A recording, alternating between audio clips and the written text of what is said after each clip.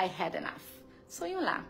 Maybe I'm in my time that I said, I need to say, I had enough. Inamin ng beauty queen na si Priscilla Meireles na may bagong babae na si John Estrada. Humarap si Priscilla sa kanyang mga tagahanga nitong July 15, 2024 sa pamamagitan ng isang Facebook Live. Ito ay kasunod ng mga komento ng beauty queen sa mismong post ng asawang si John kung saan ibinulgar nito ang babaeng kasama ngayon ng aktor. Hindi umano si Marites o si Lena ng FVJ's Batang Quiapo ang kasama ni Rigor o John, kundi ang babaeng may handle name na Lily Holman. Humirit pa nga si Priscilla ng comment sa IG post ni John, "Looking very divorced, Mr. Estrada," at itinag pa ang account ni Holman.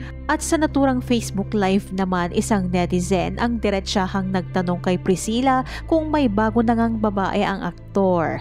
Kaagad naman itong sinagot ni Priscilla at sinabi ang mga katagang, "Ganun talaga ang buhay, wala eh.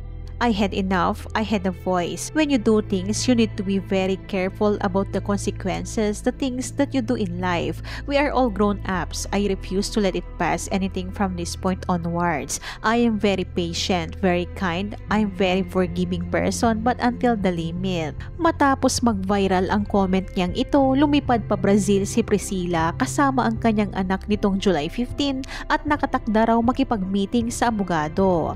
Samantala, nagsalita na ang aktor na si John Estrada tungkol sa babaeng iniugnay sa kanya na si Lily Holman. Sa kanyang Instagram story ngayong July 16, binigyang linaw ni John ang estado ng marriage nila ni Priscilla. Anya, nagkasundo sila ni Priscilla to take a break. Sinabi rin niyang wala silang relasyon ni Holman at namit lamang niya ito sa Boracay. Wala rin daw siyang karelasyong ibang babae. Narito ang buong statement ni John. "Priscilla and I have mutually agreed to take a break for quite some time now. There's more to the story, but the last thing I want to do is to hurt the people I love. I want to make it clear that I am not in a relationship with Lily Holman or any other woman for that matter. I just met her in Boracay. I had a short break from work and felt the need for a breather. This is a private family matter. That's why I asked for privacy as we deal with this. Thank you."